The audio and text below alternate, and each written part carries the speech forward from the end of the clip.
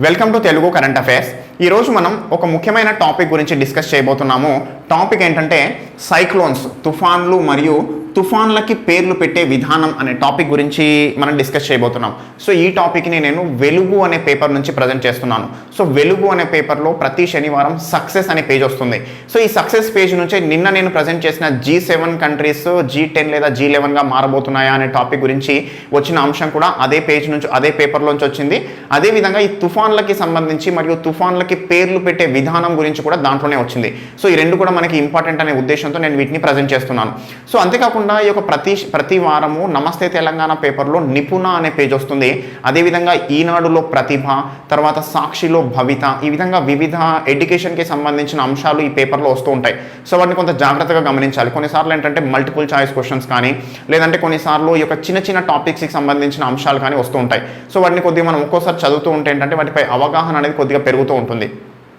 So ఈ తుఫాన్లకి సంబంధించి వచ్చిన టాపిక్లో మనం చెప్పుకోబోయే అంశం ఏంటంటే ప్రధానంగా తుఫాన్ అనేది ఏ విధంగా ఫామ్ అవుతుంది, భారతదేశానికి సంబంధించి పరిస్థితి ఏంటి, ప్రపంచవ్యాప్తంగా ఈ తుఫాన్లని వివిధ దేశాల్లో ఏమని పిలుస్తారు, అదేవిధంగా ఈ యొక్క తుఫాన్లకి పేర్లు పెట్టే విధానం గురించి మనం డిస్కస్ చేయబోతాం ఈరోజు. సో జాగ్రఫీకి సంబంధించి మోస్ట్ రిలేటెడ్ అంశం అనిపించి దీన్ని నేను ప్రజెంట్ చేస్తున్నాను.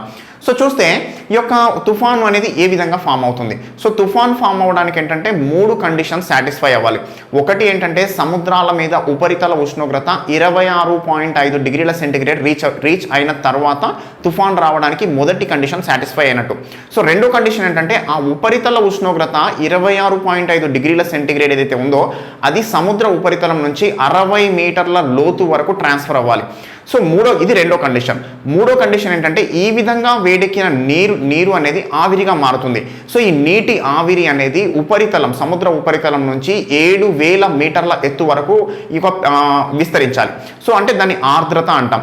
3 కండిషన్స్ ఏంటి? ఒకటి ఉపరితల ఉష్ణోగ్రత 26.5 డిగ్రీల సెంటిగ్రేడ్, రెండో అంశం ఉపరితలం నుంచి 60 మీటర్ల లోతు వరకు అది విస్తరించడం, మూడో అంశం నీటి ఆర్ద్రత అనేది 7,000 మీటర్ల ఎత్తు వరకు విస్తరించడం. ఈ 3 కండిషన్స్ సాటిస్ఫై అయినప్పుడు ఏమవుతుందంటే ఆ ప్రాంతంలో అల్పపీడనం అనేది ఏర్పడుతుంది. ఒక్కసారి అల్పపీడనం ఏర్పడిన తర్వాత దాని యొక్క అదేంటంటే మన చుట్టూ ఉన్న గాలుల్ని అది ఆకర్షిస్తుంది. ఎందుకంటే అక్కడ తక్కువ పీడనం ఉంది, ఎక్కువ పీడనం ఉన్న గాలిని అది ఆకర్షిస్తుంది. సో ఈ క్రమంలో అల్పపీడనానికి చుట్టూ ఉన్న ప్రాంతాల నుంచి గాలి అనేది విపరీతంగా దాని వైపు ఆకర్షించబడి ఆ యొక్క ప్రాంతానికి చేరుతుంది. చేరిన తర్వాత వచ్చే అంశం ఏంటంటే ఏ వైపు నుంచి గాలి బలంగా ఉందో ఆ వైపు నుంచి గాలి మిగతా గాలుల్ని డామినేట్ చేయడానికి ప్రయత్నించిన క్రమంలోనే గాలులని దాని చుట్టూ తిరగడం, అల్పపీడనం చుట్టూ తిరగడం ప్రారంభమై ఒక వాయుగుండంగా రూపాంతరం చెందుతుంది. ఈ వాయుగుండంగా రూపాంతరం చెందిన అంశం ఏంటంటే నిదానంగా సముద్రం అంటే ఏ వైపు నుంచి అయితే గాలి డామినేటెడ్గా ఉందో ఆ వైపు గాలి ఈ యొక్క అల్పపీడనాన్ని తన వైపు లాక్కుపోతూ ఉంటుంది. సో ఈ విధంగా ఆ యొక్క అల్పపీడనం అనేది ఈ సముద్ర ఉపరితలం మీద నుంచి నిదానంగా జరుగుతూ భూ ఉపరితలం పైకి చేరుతుంది. జనరల్గా ఏంటంటే ఈ సముద్ర ఉపరితలం మీద తన యొక్క ప్రయాణం 98% ప్రయాణం, ఈ యొక్క అల్పపీడనం యొక్క ప్రయాణం 98% ప్రయాణం సముద్ర ఉపరితలం పైనే జరుగుతుంది. కేవలం 1 నుంచి 2% ప్రయాణం మాత్రమే భూమి మీద జరుగుతుంది. ఆ 1 నుంచి 2% ప్రయాణానికే మనం ఇంత పెద్ద మొత్తంలో నష్టం ఎదుర్కొంటున్నాం. అయితే ఈ క్రమంలో ఈ సైక్లోన్ అనే పేరు ఎక్కడి నుంచి వచ్చింది అని చూస్తే సైక్లోన్ అనే పేరు ఏంటంటే హెన్రీ పెడింగ్టన్ అనే శాస్త్రవేత్త ప్రతిపాదించాడు 1948 సంవత్సరంలో. సో ఈ హెన్రీ పెడింగ్టన్ శాస్త్రవేత్త ఎందుకు ప్రతిపాదించాడు దానికంటే ఈ యొక్క సైక్లోన్ అనేది వాళ్ళ భాషలో, గ్రీకు భాషలో సైక్లోన్కి మీనింగ్ ఏంటంటే తిరుగుతున్న నీరు అని అర్థం, లేదా పాముల చుట్ట అని అర్థం. సో గ్రీకు భాషలో ఒక వర్డ్ ఉంటుంది ఏంటంటే కిక్లాస్ లేదా కిక్లాన్. సో ఈ కిక్లాస్ లేదా కిక్లాన్ అనే వర్డ్కి మీనింగ్ ఏంటంటే పాము చుట్ట, పాము పడుకున్నప్పుడు చుట్టలాగా పడుకొని ఉంటుంది కదా, సో దాని టైప్లో ఉంటుంది అని చెప్పేసి దీనికి సైక్లోన్ అనే పేరు పెట్టారు. సో కిక్లాన్ అనేది మూలపదం. సో ఏంటంటే ఈ యొక్క సైక్లోన్, ఈ యొక్క తుఫాన్ని కనుక మనం టాప్ వ్యూలో పైనుంచి చూస్తే ఏ విధంగా ఉంటుందంటే చుట్టూ నీళ్లు తిరుగుతున్నట్టుగా ఉంటుంది. దాన్ని పాము చుట్టలాగా అభివర్ణించి ఆ పేరు అనేది పెట్టడం జరిగింది. సో ప్రధానంగా ప్రపంచంలో ఏంటంటే హిందూ మహాసముద్రం, పసిఫిక్ మహాసముద్రం, అట్లాంటిక్ మహాసముద్రంలోనే తుఫాన్లు ఎక్కువగా ఏర్పడతాయి. సో ప్రపంచంలో ఈ యొక్క తుఫాన్లో ఈ యొక్క సముద్ర తీరం అనేది దాదాపు 177 దేశాలకి ఉన్న పరిస్థితి. సో ఈ క్రమంలో పెద్ద మొత్తంలో ప్రపంచవ్యాప్తంగా తుఫాను ప్రభావిత దేశాలు ఎక్కువగానే ఉన్నాయి. అయితే ప్రపంచవ్యాప్తంగా ప్రతి సంవత్సరం యావరేజ్గా 97 తుఫాన్లు వస్తే భారతదేశంలో యావరేజ్గా 6 తుఫాన్లు వస్తున్నాయి. అయితే మనం తుఫాన్లు అంటున్నాం కానీ ప్రపంచవ్యాప్తంగా వీటిని వివిధ పేర్లతో పిలుస్తారు. సో ప్రపంచవ్యాప్తంగా పిలిచే పేర్లు ఏంటని చూస్తే మెక్సికో దేశం, కరేబియన్ దేశం, వెస్టిండీస్ దేశంలో వీటిని హరికేన్లు అని పిలుస్తారు. చైనా, జపాన్, ఫిలిప్పైన్స్ దేశాల్లో వీటిని టైఫూన్స్ అని పిలుస్తారు. అమెరికా, అట్లాంటిక్ ప్రాంతాల్లో టోర్నాడోలు అంటారు. ఆస్ట్రేలియా దేశంలో విల్లీ విల్లీ అని పిలుస్తారు. ఇండియాలో తుఫాన్లు అంటాం మనం. ఇండోనేషియాలో బాగ్నోస్ అంటారు. అంటార్కిటికా ప్రాంతంలో బ్లిజార్డ్స్ అంటారు. సో ఈ 5-6 పాయింట్ల నుంచి ఇంతవరకు ప్రీవియస్ ఎగ్జామ్స్లో ఒక 10 నుంచి 15 సార్లు క్వశ్చన్స్ అడిగి ఉంటారు. ఏ ప్రాంతంలో ఏమని పిలుస్తారో అనే విషయం గురించి చాలా జాగ్రత్తగా గుర్తుపెట్టుకోవాలి. ఒక కోడ్ తయారు చేసుకోండి మీకు మీరుగా. సో భారతదేశానికి సంబంధించి చూస్తే మనం తుఫాన్లు అంటున్నాం. సో భారతదేశానికి సంబంధించి పెద్ద మొత్తంలో సముద్ర తీరరేఖ ఉంది మనకి. దాదాపు 7,516 కిలోమీటర్ల తీరరేఖ ఉంది. సో ప్రధాన భూభాగం కావచ్చు, అండమాన్ నికోబార్ దీవులు, లక్షద్వీపులు ఇవన్నీ కలిపి 7,516 కిలోమీటర్ల తీరరేఖ అనేది మనకు ఉంది. సో ఈ క్రమంలో పెద్ద మొత్తంలో మనకి తుఫాన్ల ప్రభావితమయ్యే ప్రాంతం అనేది ఎక్కువగా ఉంది అని చెప్పొచ్చు. అయితే భారతదేశానికి సంబంధించి ప్రధానంగా ఈ తుఫాన్లు అనేవి 2 సముద్రాల నుంచి, ఇటు బంగాళాఖాతం అటు అరేబియా సముద్రం నుంచి వస్తున్నాయి. సో బంగాళాఖాతం అరేబియా సముద్రం నుంచి వచ్చే తుఫాన్ల రేషియో కనుక చూస్తే భారతదేశానికి 4 తుఫాన్లు బంగాళాఖాతం నుంచి వస్తే 1 తుఫాన్ అరేబియా సముద్రం నుంచి వస్తుంది. అంటే ఇప్పటి వరకు ఉన్న యావరేజ్ రేషియో ఏ విధంగా ఉందంటే ఈ యొక్క బంగాళాఖాతంలో 4 తుఫాన్లు ఏర్పడితే అరేబియా సముద్రంలో 1 తుఫాన్ ఏర్పడుతుంది. అంటే ప్రధానంగా మన భారతదేశంలో ఎఫెక్ట్ అవుతున్న తీర ప్రాంతం ఏంటంటే తూర్పు తీర ప్రాంతం పెద్ద మొత్తంలో ఎఫెక్ట్ అవుతుంది.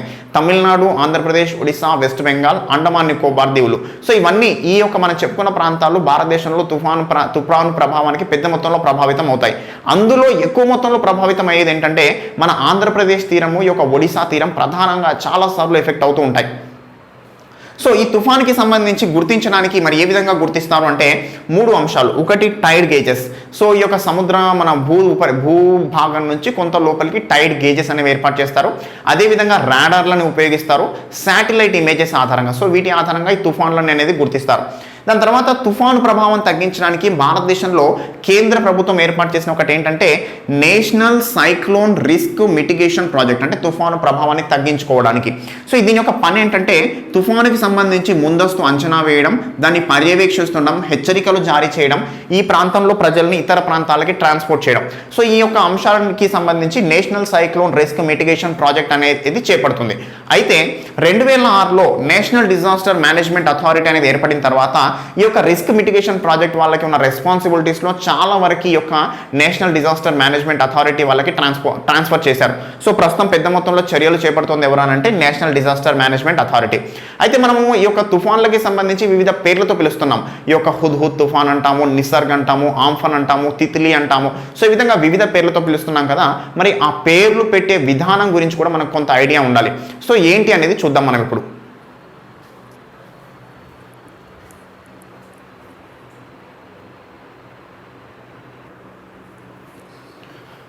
సో ఈ తుఫాన్లకి పేర్లు పెట్టే విధానం అనేది World War II టైంలోనే స్టార్ట్ అయిందట.